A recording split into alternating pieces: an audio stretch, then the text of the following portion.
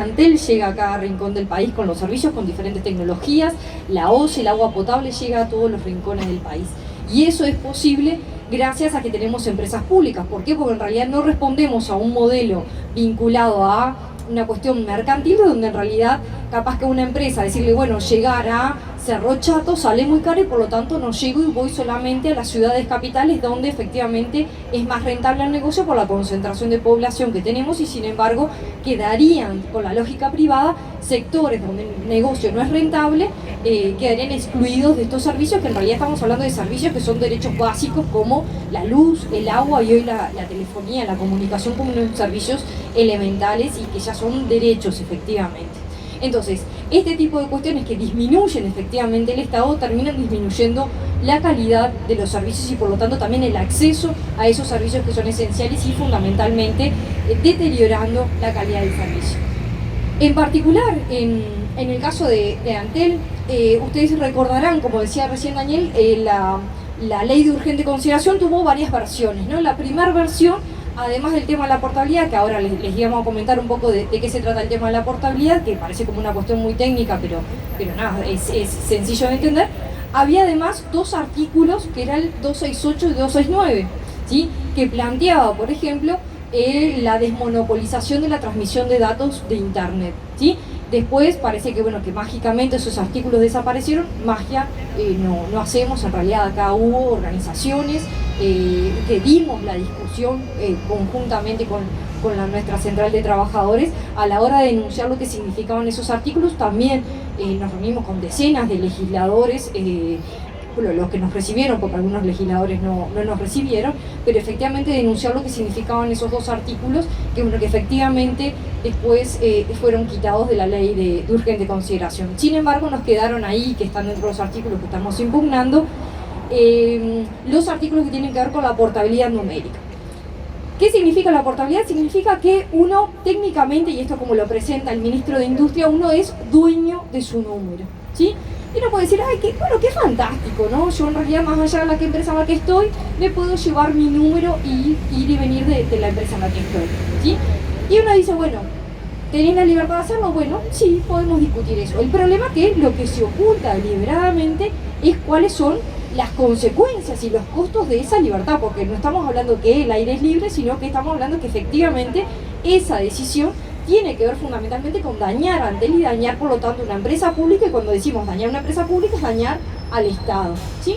En el caso de la portabilidad numérica implica, primero, efectivamente que uno puede cambiar de prestador de servicios en la telefonía móvil fundamentalmente, y bueno, y datos obviamente que va asociado a esa telefonía, donde recordemos que además para el sindicato es una cuestión muy sentida, donde en realidad la presencia hoy de Claro y de Movistar para nosotros es una presencia ilegítima. Recuerden que nosotros en el año 2002 juntamos 700.000 firmas, 701.000 firmas en contra del artículo 6.2, 6.13 nosotros y el conjunto del pueblo, porque no nos juntamos solo como Sutel en ese año, juntamos firmas porque en ese momento en el gobierno de Valle se planteaban a través de esos dos artículos del presupuesto la apertura de la competencia en la telefonía móvil, que era como, bueno, lo que hoy es Internet, digamos, venía abriéndose esa nueva tecnología.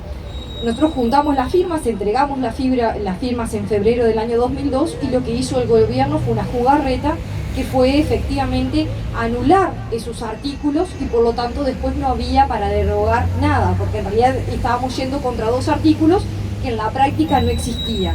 Por lo tanto, allí tenemos a Claro y Movistar producto de una maniobra política, también desconociendo efectivamente, como está haciendo ahora el Estado uruguayo, en ese momento 700.000 firmas y hoy 800.000 firmas. Entonces, volviendo al tema de la portabilidad y de la telefonía móvil, la portabilidad implica en este caso que conjuntamente con Claro y con Movistar se crea, y con la URSEC, que además que se crea en la ley de urgente consideración como servicio descentralizado, se crea un comité de portabilidad. La URSEC en este caso, dependiendo, digamos, es como vendría a ser como el agente regulador, y en este caso además se le quita a Antel la parte de Administración Nacional de Telecomunicaciones, es decir, se le quita la potestad de ser regulador y digamos, y no ser solo empresa como se está tratando de reducir a ese escenario, ¿no? Pero bueno, esa es otra discusión. Entonces, la portabilidad implica que las tres empresas tienen que convergir en una base de datos común. ¿Esto qué implica? Implica la aparición de un nuevo operador, que es un cuarto operador, que cada llamada que uno hace tiene que pasar por esa base de datos y a partir de decir, bueno, a ver, Claudia es clienta de Antel, bueno, llama a un cliente de Movistar y por lo tanto cuánto se le va a cobrar, o si yo me cambio, que soy clienta de Antel, me cambio a Movistar y llamo a Antel, bueno, cuánto sale esa llamada, y es una base de datos gigante y en realidad es, fíjense que es un operador que es más grande que las tres empresas públicas, de las tres empresas, ¿no? Con Antel, Claro y Movistar, lo cual es una empresa gigante. Esto también, ustedes dirán, bueno, ¿qué empresas solidariamente no van a venir? Es una empresa privada y por lo tanto la portabilidad, para empezar, tiene un costo y que tiene el costo de esa empresa, de montar la base de datos y del mantenimiento operativo después de cada una de esas llamadas, ¿no? La empresa factura por cada una de esas llamadas. Y uno dice, bueno, ¿quién lo va a pagar a eso? Entonces vos decís, la libertad ya ahí ya no es tan libre, porque en realidad dice, bueno, esto no se va a trasladar a los usuarios, pero efectivamente sí se va a trasladar porque eso va a tener un sobrecostos. En realidad no se va a llamar costo portabilidad, pero efectivamente se va a trasladar a los contratos y se va a ir ajustando en ese sentido. Ahora, lo que no nos dicen es cuál es el costo de ese operador, que además también el Poder Ejecutivo, haciendo de alguna forma caso omiso a los 800.000 firmas, ha continuado con el proceso licitatorio, sin importarle que hay 800.000 firmas y que en marzo, abril vamos a tener el referéndum, siguió con la oferta, contrató una empresa que al final era una empresa fantasma, ¿sí? Entonces la empresa ni siquiera se pudo instalar, porque una de las cosas que se pedía que tenía que ser una empresa nacional, contratar una empresa brasilera que no tenía sede en Uruguay. Allá están solucionando ese lío. Y la otra cuestión es que están prometiendo la portabilidad para fin de año, principios del año que viene, en un momento donde es sumamente complicado en el caso de Antel, fundamentalmente porque diciembre es un mes clave desde el punto de vista de la recaudación de Antel, y además que en enero, cuando piensan poner operativa la portabilidad, también es un mes clave donde se ajustan las tarifas, y no es un momento donde estemos muy contentos porque nos ajustan las tarifas, que ustedes, bueno, ya saben todo lo que ha pasado con ese aspecto. Entonces, eso no se nos dice cuánto sale el costo de esa empresa, cuánto va a ser el costo de mantenimiento, y además, en particular, para Antel, nosotros tenemos hoy que se estima, es decir, la propia Antel en este caso, y obviamente que no citaron a Antel a la Comisión de Industria ni a la Comisión que estudió la LUC en diputados ni en senadores, no citaron a Antel para poner la posición de Antel respecto a esto. A Antel le significa, está estimándose que entre un 9 y un 12% de los clientes contractuales, no el prefijo, sino contractuales, se podrían llegar a perder en marco de la portabilidad. Entonces, te dice el ministro, dice, no, esto sale 2-3 millones de dólares, la base de datos.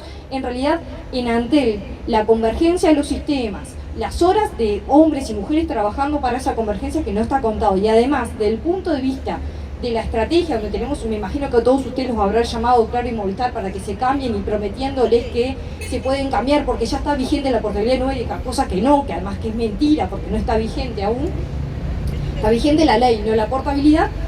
Esto significa entre 30 y 40 millones de dólares que Antel deja de recaudar producto de la portabilidad numérica, con la posibilidad de perder clientes ante dos grandes multinacionales que vienen a disputar el negocio, donde un mercado que está saturado, porque a no ser que vengan, no sé, 300.000 inmigrantes más, Uruguay, la natalidad de Uruguay, nada, todos ya tenemos más de un número de celulares y no podemos vender más celulares, es un mercado que ya llegó a un techo. Por lo tanto, lo que hay es disputar para poder crecer, tenés que matar a tu competencia, y eso es lo que está haciendo Claro y Movistar, en el caso que obviamente presionando a partir de la portabilidad, entendiendo además que en este caso obviamente son empresas vinculadas a los grandes medios de comunicación que, bueno, algún mandado también algún favor están devolviendo. Entonces estamos hablando de una pérdida que implica que Antel recaude 30, 40 millones de dólares menos, implica que el aporte a rentas generales que realiza Antel, que es entre unos 100 millones de dólares en forma anuales,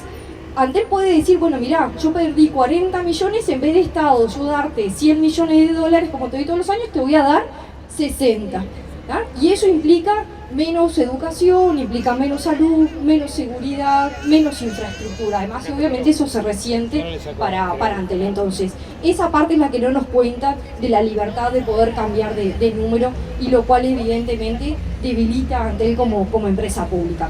Ahora, también lo que decía Daniel es que nosotros no podemos leer el tema de la portabilidad, no lo podemos leer, o la ley de urgente consideración no lo podemos leer en forma como segmentada, ¿no? Porque en realidad los ataques a las empresas públicas, los ataques en esta cuestión de disminuir al Estado, achicar el Estado, es una cuestión que aparece en el 268, 269, apareció también en el artículo 48 de la mal llamada ley de medios, ley que el Frente Amplio promovió en su momento, que era la ley de contenidos audiovisuales, donde, por ejemplo, en ese artículo, que actualmente está en estudio en la Cámara de Industria, hace cuestión de un año y medio que está en estudio allí, y bueno, y evidentemente genera algunas discusiones dentro de la propia coalición, implica el artículo 48 es que Antel debe de ceder su infraestructura a los privados, ¿sí? Y que la URSEC va a decir cuánto te van a pagar los privados por usar tu infraestructura, que no es la infraestructura Antel, es la infraestructura del pueblo uruguayo, ¿sí?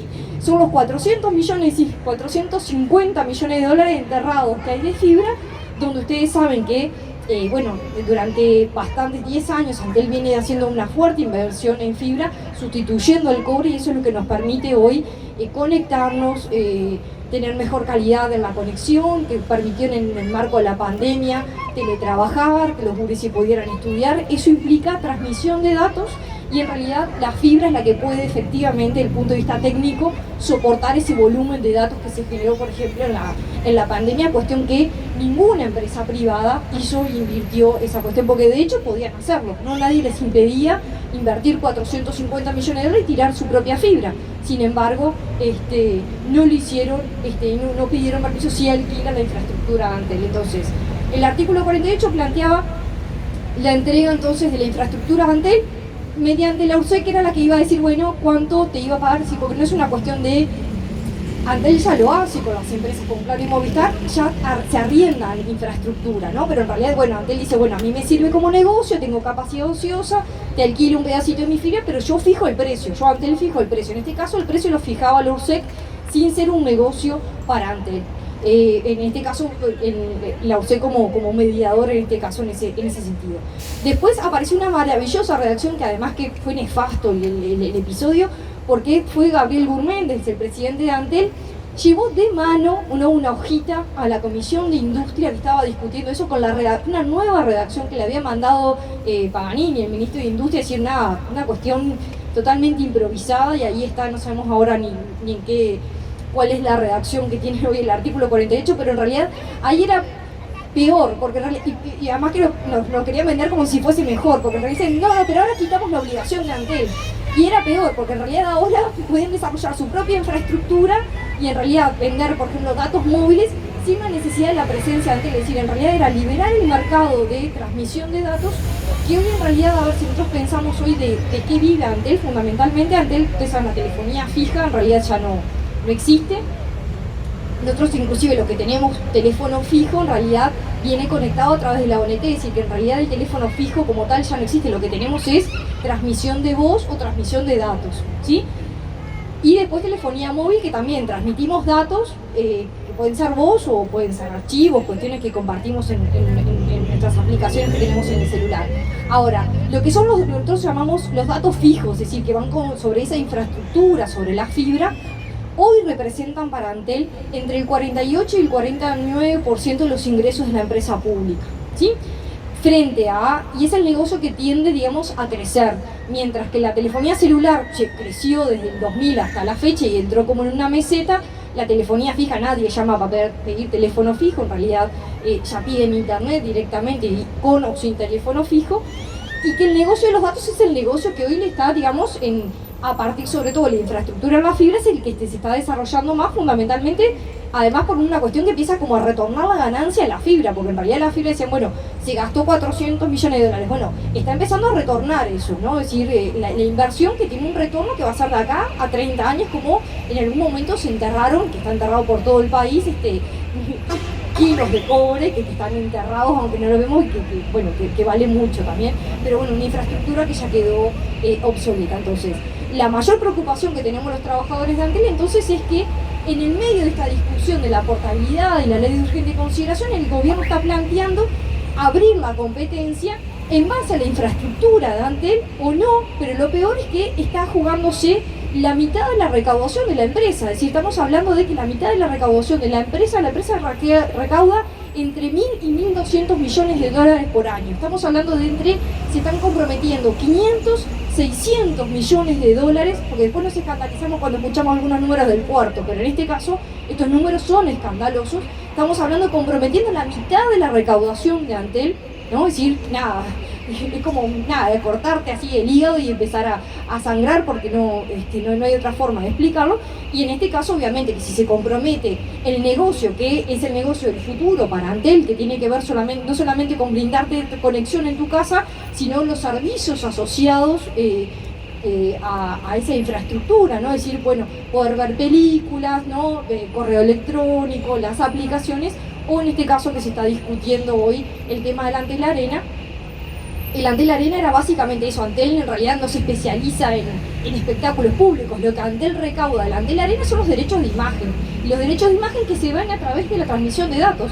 Ese es el negocio de Antel con el Arena. Ese es el negocio. Después podrán vender, hay una empresa que se dedica a vender entradas y quién viene o no, a qué espectáculos se hace. En ese caso Antel no tiene expertise para eso. Pero fundamentalmente vale más la transmisión de datos que la entrada que pagamos nosotros para ir a ver un espectáculo, ¿sí? La generación de contenidos, bueno, creo que pasa hoy con el fútbol, ¿no? Vale mucho más los derechos de transmisión de imagen de un partido que las entradas que podemos ir y pagar para ver un partido de fútbol. Se recauda muchísimo más el derecho de contenidos. Y eso es hoy lo que está puesto en peligro, ya sea en la ley de urgente consideración, en la ley de medios, o también como sucedió, también hubo un capítulo ahí medio nefasto ahí en la rendición de cuentas. Y con esto termino, pero para que vean, digamos, cómo, ¿no? Cuando uno piensa que ya terminó, vuelven como a reaparecer los discursos, que era crear el Fondo Universal de Telecomunicaciones, ¿no? Entonces también uno dice, bueno, pero qué importante, ¿no? Fondo Universal de Telecomunicaciones para garantizar que todos los uruguayos tengamos conectividad en cualquier lugar del país. Pues no, en realidad después cuando uno leía la letra chica, era que el Estado renunciaba a través, ustedes saben que la transmisión de datos se da como por bandas, ¿no? Como por frecuencias, ¿no? Entonces, las frecuencias como las de la radio son frecuencias que son públicas, son del Estado, ¿no? Y tienen límites, no son infinitas. Entonces, el Estado remata esas cuestiones y se planteaba que un porcentaje del remate de esas frecuencias pasaran a un fondo, a este Fondo Universal de Telecomunicaciones, administrado por un organismo también en la órbita de la UCEC. ¿Y qué implicaba? Que en realidad tanto Antel, pero también Claro y Movistar podían utilizar fondos, en este caso fondos públicos, es decir, que en realidad porque el espectro es público, para desarrollar infraestructura. Es decir, que en este caso Antel ya lo hace con fondos propios, en realidad desarrolla infraestructura en todo el territorio nacional. De hecho, en realidad hoy Gurméndez está con la novedad de que va a cubrir el 100% de la cobertura de la fibra, pero en realidad nos dice que ya estamos en el 98%, entonces no es que vas a cubrir con el 100%, arrancás del 98%, ¿no? Pero bueno, va a poner ahí el moño y es la gran promesa que en el 2023 tengamos 100% de la conexión de fibra, pero claro, arranca con una base de un 98% de cobertura, pero bueno, esa parte no la dice. Pero la cuestión que el fondo lo que hacía era otorgar recursos públicos para que las empresas privadas invirtieran en infraestructura para obtener ganancias, ¿no? Pero con fondos públicos, ¿no? Hasta en esas cuestiones tuvimos que salir a denunciar públicamente. Bueno, finalmente además ese fondo no salió, y además que en realidad era nefasto porque decía, bueno, para garantizar la conectividad, y vos decís, bueno, lugares donde hay poca conectividad, pero en realidad un lugar con poca conectividad puede ser Punta del Este cuando hay 100.000 turistas. Es decir, en ningún lugar decía que era para garantizar los servicios de los lugares de menor conectividad o de menores ingresos. En realidad podía ser perfectamente que necesitaba una radio base en Punta del Este porque se satura la red, porque en realidad donde viven 40.000 personas, en verano hay 150.000 y por lo tanto puede haber una saturación. Entonces, eso la letra chica no lo decía, lo dejaba sujeto a la reglamentación, pero lo peor que nada era darle plata a los privados, plata del Estado a los privados para que inviertan en infraestructura que después te van a cobrar en los servicios. Entonces, hasta ese punto de vista era achicar el Estado, y peor, era financiar a través de recursos públicos, financiar directamente a empresas como Claro y Movistar, cuando Antel efectivamente hace esa inversión y lo hace, digamos, con recursos que le son propios y en realidad que generamos nosotros a través como consumidores como clientes, en este caso de Antel. Así que bueno, por ese lado quería comentarles más o menos en qué estamos y bueno, por eso efectivamente participamos de la campaña para juntar las 800.000 firmas y que bueno, que efectivamente, no solamente por Antel, sino que por todo el contenido que tiene la LUC y en particular los 135 artículos que bueno, también estamos acompañando esta campaña en el marco del referéndum, así que bueno, muchísimas gracias, compañeros. Bueno, rectificamos, Claudia, nada más, que le pedimos disculpas. Está presente también Gerardo Rodríguez de FANCAP. A Gerardo no le voy a cambiar el nombre, porque ya el tercero capaz que me pega. Les presento a Gerardo, ya nos está acompañando hace un ratito, así que bueno, los dejo con las palabras de él. Bueno, buenas tardes, compañeras y compañeros.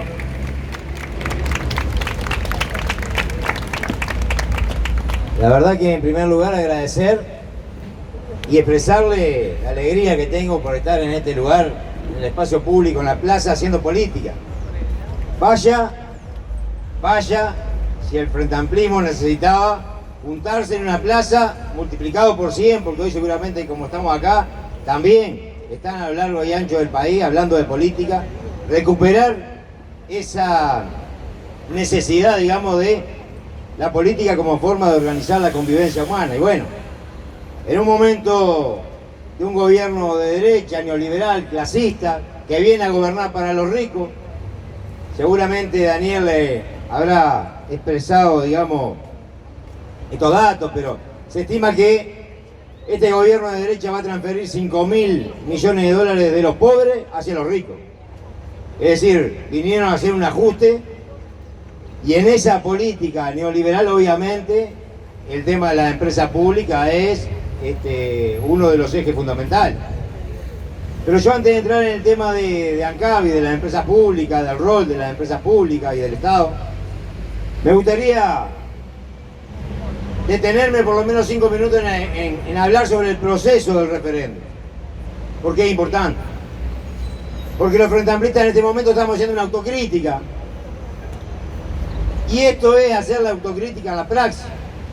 No solo un documento que de alguna manera visualiza lo que dejamos de hacer, lo que hicimos bien y lo que hicimos mal, o lo que quedó por el camino, sino también una responsabilidad que no solo es, cuando hacemos autocrítica, por lo general la detenemos en un cierto distanciamiento, divorcio, desacople entre la fuerza política y la base social. Y eso es verdad, pero no es el único distanciamiento que hubo. Porque justamente cuando se hacen transformaciones en favor de los más necesitados, en favor de la clase trabajadora y los sectores populares, el pueblo organizado tiene que estar empujando esa transformación. Porque de lo contrario, si se hacen solo desde lo político, cuando nos intentan arrancar esos derechos, la gente no lo siente como propio porque no fue parte de ese proceso de construcción de ese camino. Y este camino del referéndum es absolutamente rico para un proyecto de izquierda, necesario. Yo digo, es como cuando prendemos el fuego en la estufa, ¿vieron? Y al otro día nos levantamos y corremos la ceniza y queda un abrazo. En enero de 2020, la Federación ANCAP comenzó un conjunto de intercambios con diferentes comités de base, con coordinadoras. El 22 de enero se conoció el primer borrador de la LUC.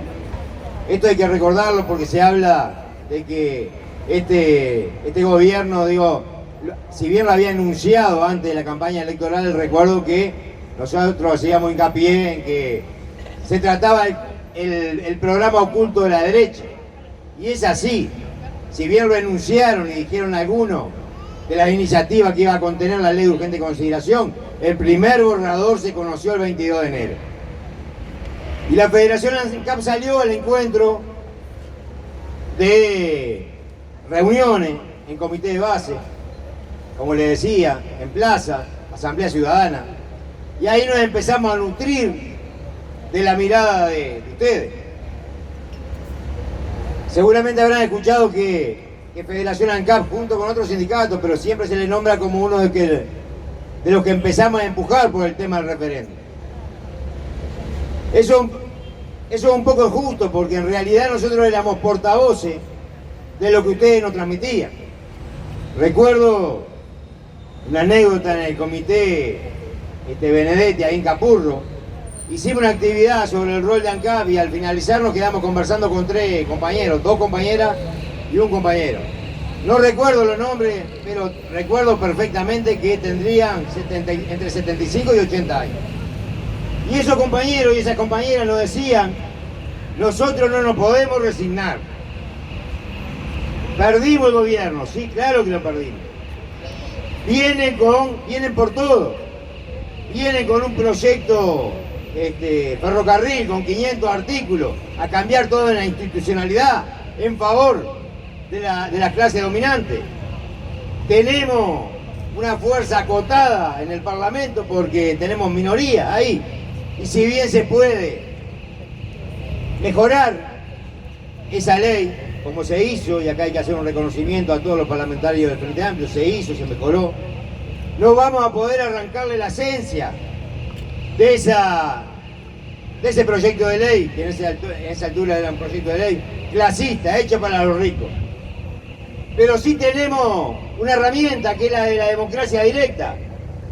No nos podemos resignar, nos decían compañeras y compañeros de 75 o 80 años. ¿Y cómo salíamos nosotros el otro día? Nos peleábamos con un león. Nos peleábamos con un león.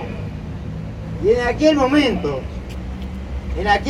recuerdo que había mucho escepticismo, mucha apatía, mucho miedo también, porque estábamos en medio de una pandemia, y eso era natural. Miedo a enfermarnos, a contagiarnos, a perder el trabajo, a ir al seguro de paro, incluso a perder la vida. Y con miedo y todo nos pudimos sobreponer, organizar y juntar 800.000 firmas. Y esas fueron ustedes, compañeros. Y eso hay que recogerlo, eso hay que reconocerlo y levantarlo, porque es el mayor tesoro que tiene el Frente Amplio. Eso lo digo, compañeros y compañeras, porque la vida, el referéndum es fundamental. Ganar el referéndum es fundamental. Pero después del referéndum, el otro día del referéndum, lo tenemos que seguir organizando. ¿Vamos a ganar el referéndum? Claro que sí. Pero después lo tenemos que seguir organizando. Porque miren lo que estamos haciendo ahora acá y en decenas de plazas en todo el país. Esto debemos continuar. Sembramos una semilla, tenemos que seguir regándolo para poder construir, para poder recobrar la identidad, la raíz de nuestro Frente Amplio, que es una herramienta extraordinaria, maravillosa. Tendremos que ser capaces de construir un programa que de alguna forma contenga las necesidades de los más necesitados, de los más pobres. Tenemos que, esta esperanza que recobramos, y eso también hay que resaltarlo, vamos por los comités de base abiertos. Veníamos de un proceso de derrota que no comenzó en noviembre del 19, porque en la cabeza de la gente habíamos empezado a perder antes. En noviembre tuvimos una derrota política e ideológica, pero esa derrota fue precedida por una derrota cultural. En la cabeza de la gente empezamos a perder mucho antes de noviembre del 19. Y ahora tenemos que recobrar esa esperanza y tener la capacidad de organizar el pueblo para ir detrás de un programa que sea de la gente, un programa popular y soberano, y que de alguna forma oriente la acción y oriente a nuestra fuerza política y al movimiento, teniendo en cuenta que en él radica la mayor fuerza que tiene el Frente Amplio. Eso es fundamental. Entrando en lo que tiene que ver con los artículos de la LUC que refieren al CAP y a las empresas públicas, voy a tratar de no repetir conceptos porque que explicaron muy bien los compañeros que me precedieron la palabra. ¿Qué son las empresas públicas? Esto es importante preguntarnos, porque desde ahí surge la necesidad de defenderla. ¿Cuál es el rol del Estado? ¿Cuál es el rol de las empresas públicas? Acá estamos hablando de la intervención del Estado para disminuir las desigualdades. ¿Por qué el neoliberalismo quiere disminuir la intervención del Estado a la mínima expresión? Bueno, justamente porque si lo disminuye, si no hay un Estado presente, lo que hay es que las actividades socioeconómicas quedan regidas por el mercado, leyes del mercado. Si tenés poder económico, accedés, y si no tenés poder económico, quedá a la vela del camino, al costado. Y los derechos humanos fundamentales, la salud, la vivienda, la educación, la seguridad social, los servicios públicos esenciales, el agua potable, el acceso a la energía eléctrica, a la comunicación y al combustible, el Estado debe garantizarlo, y esas son las empresas públicas las que de alguna forma pueden hacerlo. ¿Cómo intervienen acá en esas actividades? Nos meten en la cabeza de que acá hay que bajar los combustibles, que tenemos los combustibles más caros de la región. Bueno, esa es una verdad media. El gasoil y la nafta sí son los más caros de la región. Y ahora, desde que empezaron a aplicar el PPI, son los más caros de la historia. Pero el supergas es el más barato de la región. Y verdad que ustedes no escuchan, no leen en ningún diario, no ven en la televisión, no escuchan en una radio, que tenemos el supergas más barato de la región. Lo tenemos. ¿Y saben por qué es el más barato de la región? Porque es una decisión política. El precio del crudo y del petróleo, no acá en Uruguay, a nivel global, es una decisión política. El precio de los derivados del petróleo siempre es una decisión política. Llega el petróleo a la refinería de La Teja, lo refinamos y más o menos en ese proceso productivo todos los productos valen lo mismo. El supergas, la nafta, la gasolina liviana, el gasoil, el queroseno, el Z1, que es el combustible de los aviones, el fuel oil, todo más o menos cuesta lo mismo dentro de un proceso. ¿Por qué tiene un precio diferente? Porque ahí hay una decisión política. ¿Por qué está subsidiado el supergas? Porque es el producto que utilizamos la inmensa mayoría de los uruguayos para calefaccionarnos y para cocinar. Y porque es una política de combustible que tiene incluida una política económica y una política social orientada a favorecer a los sectores que menos tienen. Porque ¿qué pasaría si, como dice el gobierno, los impulsores de la ley, nosotros en nombre de la transparencia, que suena muy lindo, ¿quién va a estar en contra de la transparencia? En nombre de la transparencia trasladamos el precio del mercado internacional al mercado interno del supergas, sacando ese subsidio. Bueno, la garrafa va a costar 1.100, 1.200, 1.300 pesos. Capaz que algunos de los que estamos acá la podemos pagar igual. Ahora les puedo asegurar que cientos de miles de uruguayos no lo van a poder hacer. Dice que la van a mantener para los que tienen tarjeta social. Bueno, hay 500.000 uruguayos que ganan 25, 30.000 pesos que no tienen tarjeta social y que no van a poder pagar una garrafa a 1.200 pesos. Hay que mejorar esos subsidios, sí, hay posibilidad de mejorarlo. Porque el problema no está en que algunos se calefaccionan sus piscinas con el supergas. El problema está en que los que están más embromados van a comprar en una garrafita de 3 kilos, 1 kilo de gas, porque no pueden pagar ni siquiera 700 pesos que le cuesta una garrafa de 13. Ahí está el problema, porque el que va a comprar 1 kilo de gas paga 100 pesos ese kilo, cuando en la garrafa pagamos 56. Por una propuesta de los jornales solidarios se anotaron 240.000 personas. Estoy seguro que esas 240.000 personas no van a comprar una garrafa porque no tienen para comprar la garrafa. Van a comprar en una garrafita de 3 kilos 1 kilo de gas. Ahí hay que mejorar el tema del subsidio al supergas. También tenemos un subsidio al flete. ¿Qué es lo que hace esto? Esto lo tenemos muy internalizado, lo tenemos naturalizado, sobre todo en el interior del país. nosotros vamos a Artigas, a Rivera, a Tacuarembó, compramos una garrafa Supergas, cargamos nafta o gasoil y nos cuesta lo mismo que acá o una estación que está al lado de la refinería o al lado de la tablada. ¿Por qué pasa eso? ¿Quién paga ese flete? No pasa en todos los países del mundo, pasa en muy pocos países y acá en Uruguay pasa. Es una política de equidad social que defendemos, que es justa, que tiene que seguir manteniéndose. ¿Quién paga eso? Lo pagan CAP, paga 30 millones de dólares por año para que doña María o don José en Artigas, en Cerro Largo, en cualquier parte del país, pague lo mismo que nos pagamos nosotros acá por el combustible. Eso no viene por la divina providencia. Hay una empresa pública que hace un esfuerzo, que es el esfuerzo de todas las uruguayas y uruguayos, ¿no?, para garantizar ese derecho al acceso al combustible en igualdad de condiciones.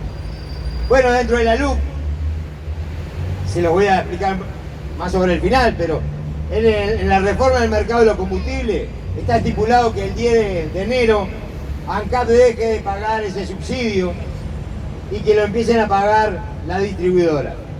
¿Ustedes piensan que una multinacional va a venir a hacer filantropía, a poner 30 millones de dólares para que nosotros tengamos un derecho de pagar el combustible al mismo precio en cualquier parte del país? ¿Van a sacar 30 millones de dólares para que nosotros tengamos ese derecho? No, compañero. Van a demorar, ahora salieron diciendo, el otro día salió en la diaria que parece que tienen algunos problemitas, entonces no lo pueden poner en marcha esa etapa, digamos, la segunda etapa de la reforma. No lo pueden poner en marcha en enero y lo van a poner en marcha en junio o julio, claro. Gracias a las 800.000 firmas. Lo mismo que hicieron con el PPI, con el Expreso.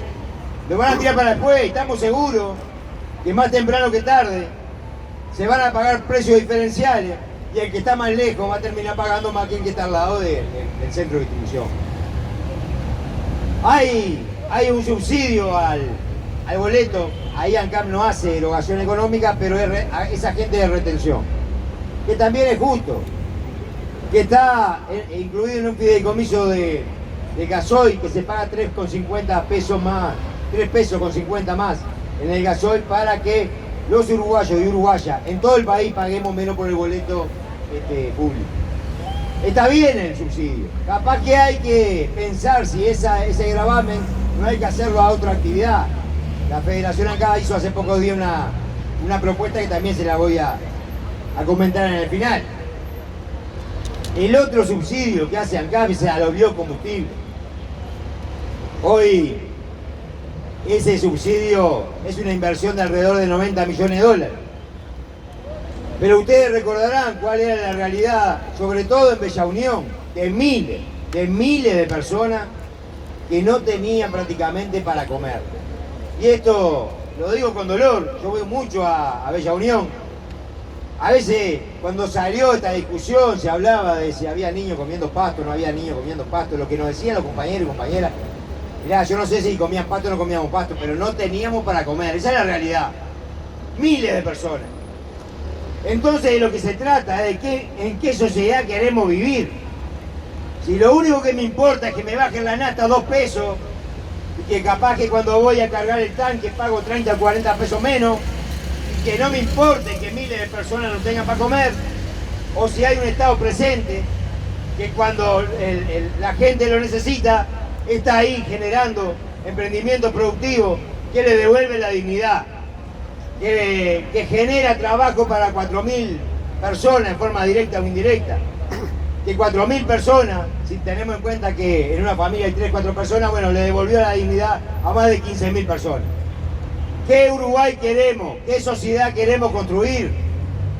El que hace la tuya del Fidodido de la década de los 90 y lo demás no me importa nada.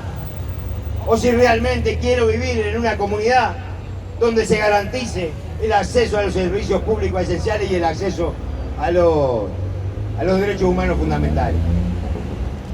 De eso tenemos que hablar, porque de eso se trata, de 2 modelos de país, donde las empresas públicas son fundamentales para llevar adelante ese modelo, digamos, que tenga en el centro de la política el desarrollo humano, la necesidad de la gente. De eso se trata. Bueno, ahí justamente el neoliberalismo que vuelve, que ya lo tuvimos, si ustedes se fijan, se meten en internet y se fijan, acá fue creada el 15 de octubre del 31. Si ustedes se fijan en los comentarios, digamos, de los órganos de prensa del Partido Nacional, creo que era el Debate Nacional, sale fácilmente. Ya en ese momento el herrerismo se oponía a que el Estado tuviese la gestión de un área estratégica como la de los combustibles. Decía que si el vallismo seguía con esas ideas, íbamos a terminar el sovietismo. En 1931, hace 90 años.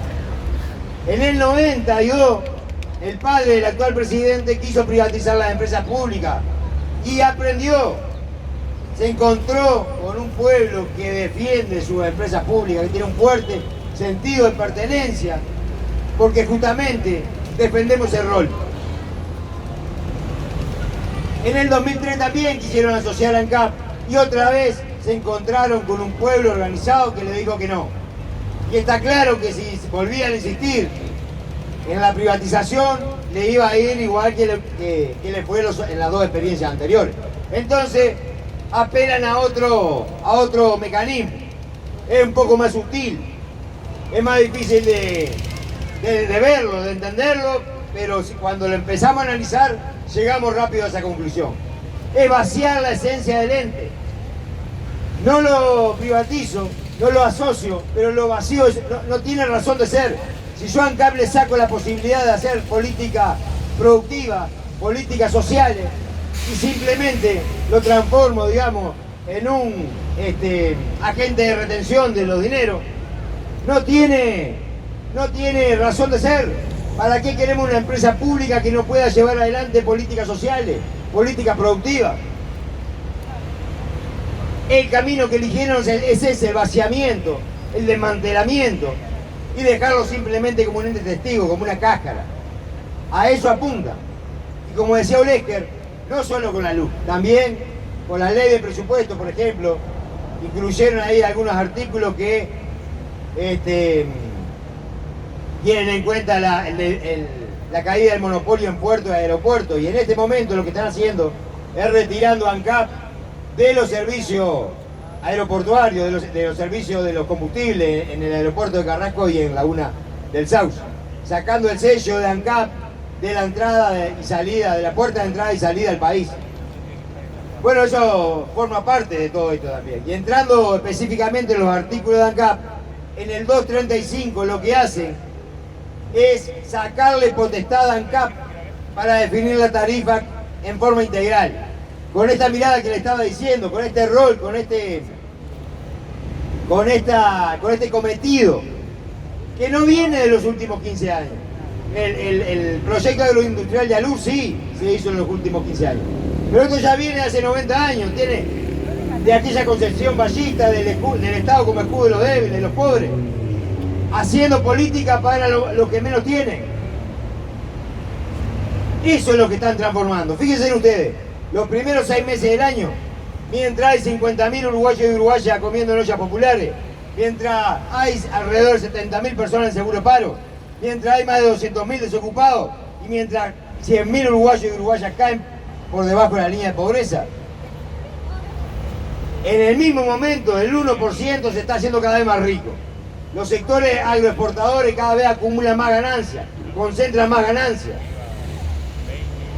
Y además de concentrar más ganancias, se llevan el producido de esas actividades fuera del país. Hay un trabajo muy interesante de AEBU que da datos, digamos, de que en el último año y medio esos sectores depositaron en la banca nacional y en la banca extranjera alrededor de 6.800 millones de dólares. No solo acumulan más ganancias, sino que se las llevan fuera del país. Bueno, ¿qué hace este gobierno? Mientras que la inmensa mayoría de los uruguayos nos empobrecemos, los primeros 6 meses subsidiamos a los mayaoros. ¿Cómo?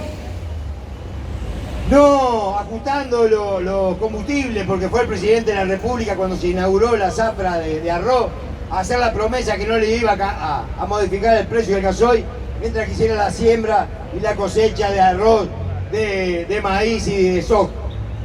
Eso le costó a ANCAP, dejó de percibir 117 millones de dólares. Está en el balance de ANCAP, no lo digo yo.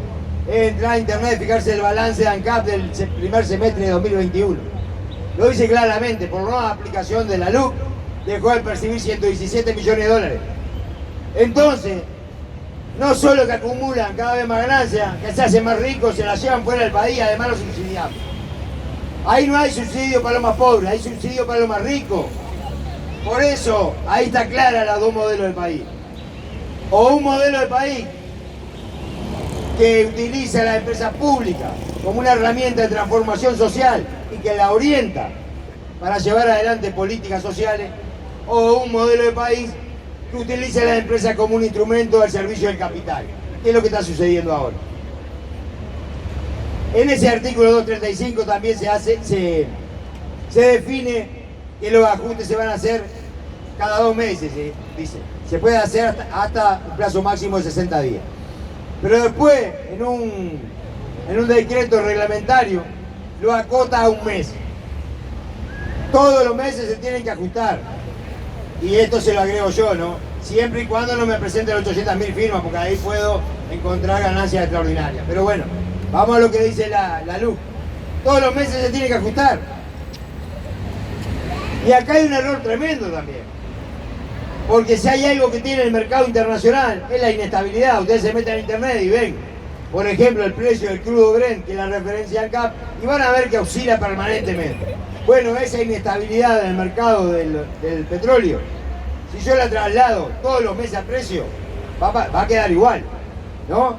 Va a generar una inestabilidad en el mercado interno, no solo cuando voy a cargar la nafta en mi auto, sino sobre todo en la formación de precios de los productos que nosotros consumimos.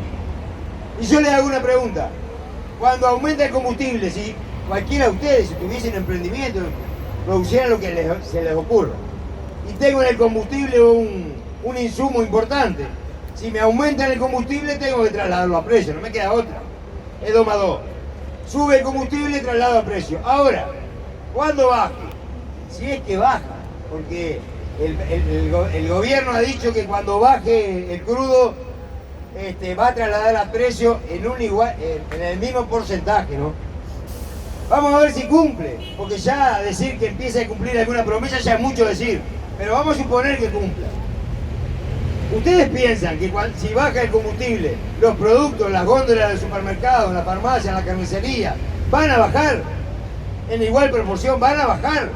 Estoy seguro que no, porque los que formadores de precios, los que tienen un pequeño comercio, los que se dedican a la distribución o a cualquier eslabón de la cadena, se van a poner del lado del resguardo. Si yo tengo una inestabilidad y no sé lo que va a pasar el mes que viene, cuando baje me voy a quedar quietito a ver qué pasa el mes que viene. Y eso es lo que va a generar una presión alcista. No hay más perro que el chocolate. Eso no va a generar, digamos, transparencia. Eso va a generar aumento de precio y acumulación de ganancias para los eslabones intermedios. Y si para muestra alcanza un botón, en los últimos 20 meses los salarios ajustaron un 6% y los precios de los productos aumentaron un 20%. El IPC aumentó 15% en los últimos 20 meses. Pero fíjense ustedes, el precio de los productos 20% y nuestro poder de compra de salario y jubilación 6%, porque concomitantemente con esto hay un ajuste también salarial y de la jubilación. El artículo 236, ¿qué hace? Esta potestad de que se la sacan CAP se la concede a la UCEA. La UCEA es una unidad reguladora, una unidad reguladora de por sí no es mala. Tenemos que poner atención a cuál es el principio rector de esa regulación. En este caso, ¿cuál es el principio rector? El mercado. El mercado es el que define los precios. Y ahí está lo malo. Porque el mercado no tiene corazón. El mercado no mira si en Bella Unión tenemos trabajo o no tenemos trabajo. El mercado no mira si vos podés pagar la garrafa a 700 pesos o no la podés pagar. El mercado es el mercado. Entonces, lo que nos están diciendo, en nombre de la transparencia, que el precio internacional de los combustibles tiene que ser el que esté acá enfrente en la estación. A no ser que me presenten 800.000 firmas. Y ahí lo dejó de aplicar. ¿Por qué? Porque dice que tienen ganancia extraordinaria. Pero la ganancia extraordinaria es porque la UTE le vende energía a Brasil. Acá lo único que le vende es combustible a UTE. Y por ese combustible ni por asomo, acá puede llegar al equilibrio. Entonces lo que está pasando, compañeros y compañeros, aunque a la vista de otro color, es que está para frenar el precio del combustible, porque no pudieron hacerlo de otra manera, porque empezaron a aplicar la LUC y desde que la empezaron a aplicar se dispararon los precios. Lo que está sucediendo es que hay una transferencia de recursos de UTE a ANCAP. Se está capitalizando ANCAP con fondos de UTE. No hay más perro que el chocolate. Hace 5 años hicieron un teatro y lo replicaron por todos lados con la capitalización de ANCAP. Hoy están capitalizando ANCAP con dinero de UTE para no aplicar la LUC. Es decir, la mejor manera que encuentran para defender la LUC es no aplicarla, y eso vaya si nos dice cosas. Si para defenderla no la tienen que dejar de aplicar, vaya si nos dice cosas. Pero les digo otro detalle, que mienten, y se aprovechan de la falta de información que tenemos sobre un montón de temas porque no podemos conocer de todo. Es verdad que aumentó el crudo en los últimos tiempos, claro que sí. Pero ¿dónde me paro para comparar? Si me paro... Gracias.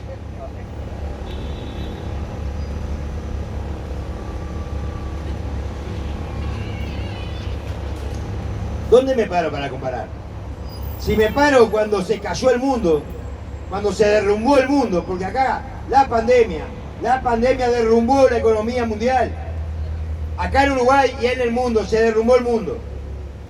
En el 2020 los precios del petróleo y de muchas cosas se derrumbaron. Llegó un momento que iba con un barco y te regalaban el petróleo porque no tenían ni para dónde almacenarlo. ¿Por qué no bajaron el combustible ahí? ¿Por qué no se comparan con junio del 2020? Porque cuando el presidente de la República se golpeaba el pecho y decía que no iba a subir el combustible, el barril de crudo estaba a $70. En abril y en mayo del 19, el barril de crudo estaba a $70. ¿Qué pasó después? Empezó a bajar, sí, sobre el final del 19 y sobre el comienzo del 21. Pero cuando vino la pandemia se derrumbó. ¿Por qué no bajaron ahí el combustible? Votaron la LUC el 8 de julio. El 21, ahí, cuando votaron la LUC, que le encomienda a la UCEA crear el PPI, este mecanismo para definir el precio de la tarifa. La UCEA lo define el 21 de septiembre, lo vota el 21 de septiembre. ¿Por qué no aplicaron la LUC el 1 de octubre de 2020? ¿Saben cuánto estaba el crudo el 1 de octubre de 2020? $39,75. $40, la mitad de hoy. ¿Por qué no la aplicaron ahí? ¿Por qué no aplicaron la LUC en el primer semestre del año cuando lo subsidiaron a los Maya Oro? ¿Por qué? No, la aplicaron en junio. Y desde que la aplicaron, no ha dejado de bajar el precio. Y para que dejara de subir, tuvieron que dejar de aplicarlo. Manipulan la información y eso lo tenemos que tener claro. Cuando nos dicen aumentan los combustibles porque es una cuestión que es mundial, bueno, es una verdad media. Es verdad sí, pero no del todo. Comparame con el 19 a ver si es así. El artículo 237 encomienda al Poder Ejecutivo a elevar a la Asamblea General un proyecto de ley de reforma del mercado de los combustibles. ¿Y cuál es la reforma que quieren hacer? Hicieron un comité de expertos para eso. Ustedes pueden creer que en el comité de expertos no hay nadie de la Universidad de la República y no hay nadie de ANCAP. Nosotros tuvimos mil diferencias con los técnicos, con los ingenieros de ANCAP, pero no hay nadie que acumule más conocimiento y más experiencia que los técnicos de ANCAP, que fueron los que definieron la política históricamente, siempre. Yo voy a definir una nueva política y no llamo al que sabe para definir esa, por lo menos para escucharlo, para no chambonearlo. ¿Qué es lo que las conclusiones de estos expertos? Sacar el subsidio al supergas, sacar el subsidio al flete, ir bajando la mezcla de biodiesel, de etanol, perdón, la de biodiesel, cerrar la fábrica de Capurro. Esas son la idea maravillosa que tiene el neoliberalismo. un comité de expertos para decir que tenemos que cerrar todo lo que representa la pata social de ANCAP. Y nos metieron el factor X. Todo eso que representa la pata social de ANCAP le pusieron factor X. Y lo llaman, fíjense ustedes, ineficiencia, sobrecosto. Ahí está la esencia de la diferencia entre un modelo de país y otro. Ellos llaman sobrecosto, ineficiencia, lo que son políticas sociales. Vender el supergama barato es un sobrecosto. Llevar el combustible gratis a todos los rincones del país es un sobrecosto. Tener un emprendimiento productivo que le devuelva la dignidad a la gente es un sobrecosto, es una ineficiencia. Y en ese proyecto de reforma de los combustibles, en un lapso de 3 años se compromete a ir disminuyéndolo hasta hacerlo desaparecer. ¿Qué nos están diciendo? Que no va a haber más subsidio ni para el supergas, ni para el flete, ni para los biocombustibles. Esto es claro, compañeras y compañeros. Lo que nos están proponiendo es un vaciamiento total de ANCAP. Transformarlo en una cáscara. Por último, no la aburro más porque fui larguísimo, siempre me pasa lo mismo, digo, voy a hacer más corto y lo acalambro. El artículo 285 habla de abrir el paquete accionario de las empresas vinculadas de ANCAP al capital privado. Es decir, pueden entregar hasta el 49% de la empresa vinculada al capital privado. El año pasado, ANCAP tuvo un déficit de 12 millones de dólares después de varios años de haber recuperado, digamos, la ganancia. Pero perdió 12 millones de dólares porque las empresas vinculadas, que son, por ejemplo, Alur, la distribución de Duxa, Cemento del Plata, ganaron 35. Después la refinación de petróleo hizo otro tanto, y eso pudo de alguna manera disminuir el impacto que tuvo la devaluación de los primeros días de marzo. Ustedes recuerdan que cuando asumió la calle hubo una devaluación fuerte, el dólar se disparó, eso le costó acá 70 millones de dólares, alrededor de 70 millones de dólares, y en abril metieron un impuesto, el IMESI, aumentaron el IMESI, y dijeron que nos quedáramos tranquilos porque no lo pagábamos nosotros, lo iba a pagar ANCAP. Pero ¿qué pasa? ANCAP es de nosotros. Entonces lo pagó ANCAP, pero después lo trasladó a precio cuando pudo y lo terminamos pagando nosotros. Esas pérdidas de 93 millones de dólares fueron atemperadas con la ganancia de las empresas vinculadas y de la refinación de petróleo. Y terminó perdiendo 12. Esas empresas vinculadas que el año pasado dieron 35 millones de dólares, le quieren dar la mitad a los operadores privados. Puede pasar en Bella Unión, por ejemplo, ese emprendimiento productivo que ha transformado la vida de los uruguayos y las uruguayas y que hay mucho para mejorar, Ese emprendimiento tiene, digamos, dentro de lo que lo sostiene, plantadores de caña, pequeños plantadores, que tenemos algunos problemas con ellos, peludo devenido a plantadores de caña, pequeños productores familiares que tienen 1000 dificultades. Pero también tienen algunos que plantan 300 hectáreas, 400 hectáreas. Terratenientes que destinan esa cantidad de tierra para la plantación de caña y tienen miles de hectáreas que destinan a otra cosa. Bueno, lo que puede pasar es que esos 8 o 10 grandes productores pueden ser accionistas de Alur. De esa forma, dueño de Alur, dueño de ANCAP, y comprarse su propia producción. ¿Entienden lo que les digo? Ya ahí no vamos a estar subsidiando un proyecto social. Ahí vamos a estar subsidiando un proyecto para los ricos, que planten 400 hectáreas de caña y se compren su propia caña. Y el subsidio va a parar otra vez a las arcas de los Mayaoros. Ahora sí termino con esto. La propuesta de la Federación ANCAP de bajar los combustibles. El gran peso de los combustibles tiene como 3 pilares, digamos. Los dos grandes son, por un lado, el precio del crudo y el del dólar, que ahí somos tomadores de precios, nosotros no podemos hacer nada. Y acá viene, bueno, me quedan una cantidad de cosas, pero no. El tema de la soberanía, ¿no? Nosotros tenemos, siempre vamos a ser un país dependiente por los chicos que somos, pero también porque no somos productores de petróleo. Si nosotros dejamos de refinar, somos más dependientes. A veces se hace la comparación con Argentina y Brasil, y eso es un error, porque Argentina y Brasil son productores de petróleo, pero además,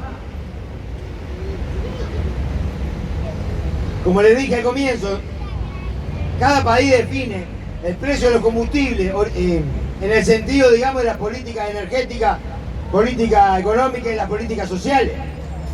Si nosotros le compramos a Argentina y Brasil, no nos va a vender al precio que ellos le venden a los argentinos o que ellos le venden a los brasileños. Porque ese precio es para justamente para responder a las políticas que tienen definido ellos. Vamos a tener que ir al mercado internacional. Argentina y Brasil no nos van a poder vender porque ellos tienen déficit de refinación. Es decir, no llegan a refinar todo lo que necesitan. Tienen que comprar también. Entonces no van a dejar de venderle a sus ciudadanos, digamos, para venderlo a nosotros. Y en el caso que sucediera, que cambiara esto en el futuro, si nos vendieran, nos van a vender al precio internacional, no al que ellos le venden internamente. También nos dicen que Paraguay, que no es productor y que también no, y tampoco refina, perdón, que es más barata la nata que acá. Sí, pero ¿saben qué pasa? Que los impuestos son mucho más bajos que lo que pagamos acá y nadie nos gusta pagar impuestos. Pero con esos impuestos se sostiene el grado de desarrollo que tiene la educación, la vivienda, la seguridad social. Yo no quiero llegar a los 70 años, a 80 años y no poder jubilarme como les pasa a los paraguayos cuando se jubilan, tienen unas jubilaciones de hambre. Está claro eso. Ahora, esa realidad se puede cambiar, sí se puede cambiar. Por un lado le dije, un aspecto fundamental en el precio de los combustibles, el precio del crudo y el tipo de cambio, el precio del dólar. La otra pata son los impuestos. Tiene una alta carga impositiva el tema de los combustibles. La otra pata es la social, pero la que menos, fíjense ustedes que ese factor X impacta a 3 pesos. En los impuestos se puede cambiar, sí, se puede cambiar. Porque acá hay que decir claramente que tenemos que tener una política de combustible que permita el desarrollo del sistema productivo. Y cuando decimos sistema productivo, cuando hablamos del campo, no es todo el campo igual. Es heterogéneo. Hay miles de productores rurales, pequeños productores familiares que pasan mil dificultades, que no llegan a fin de mes o llegan arañando y para ello tienen que tener un combustible al alcance, es decir, que pueda ser accesible. Un gasoil barato, un gasoil productivo. Y eso se puede hacer, porque el tema de que el gasoil esté grabado por el IVA y que paguemos 28 pesos de cada litro de nafta de IMESI es una decisión política también. ¿Quién dijo que hay que pagar 28 pesos de IMESI en la nafta? Es una decisión política. ¿Quién dijo que hay que pagar IVA en el gasoil? Se decidió políticamente. De la misma forma que se decidió eso, se puede decidir que se elimine el IVA del gasoil, que se baje el IMESI a la mitad. Y claro, si hay una renuncia fiscal, hay que sustituirla por otra, porque no vamos a ser tan irresponsables de decir que con un déficit fiscal de 6% se puede renunciar al cobro, digamos, de esos impuestos. Bueno, pero si hay un sector que le va bien, que le va muy bien, que está teniendo ganancias extraordinarias, como los sectores agroexportadores, que ya les detallé algunos datos de la acumulación de riqueza que están haciendo, se puede perfectamente gravar el capital. Y ahí es un tema que tenemos que cuestionarnos también, porque nosotros nos quedamos a mitad de camino. Hicimos una reforma tributaria excelente, que grava el ingreso con un principio de justicia, pero no gravamos el capital. Ahí nos quedó por hacer. Y eso lo tenemos que hacer. Y eso tenemos por delante para trabajar. La propuesta de la Federación ANCAP es que aquella persona física o empresa, que ganan más de $1 millón, que pagan IRADE por 25%, que paguen una tasa adicional de 10% por encima del $1 millón, hasta $1 millón que sigan ganando, que sigan pagando el 25%, pero por lo que está por encima, que paguen un 10% adicional. Que se revisen los $600 millones de exoneraciones, que algunas no se justifican. Por ejemplo, la actividad de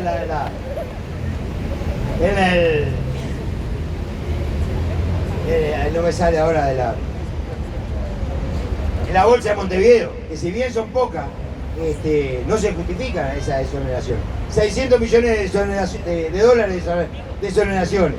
Y además que se cree un impuesto para los depósitos en el exterior. Claro que esto no es fácil, no. Pero tenemos que pensar, ¿por qué aceptamos que es una decisión política que paguen, que los productores del IVA, que paguen lo que pagamos de combustible, 28 pesos y Messi? Y capaz que algunos de los que pagamos combustible podemos seguir pagando de Messi. Ahora, eso es más justo de lo que ganan miles de millones, acumulen y no aporten nada. Bueno, llegó el momento que tenemos que pensar hacia ahí. Tiene que haber, y esto tenemos que, lo vuelvo a insistir, también en la construcción de un proyecto político soberano y popular, una propuesta de gravar el capital. Y eso lo tenemos que construir entre todas y todos. Lo dejo por acá, muchas gracias, disculpen la atención. Vamos arriba, compañeros y compañeros.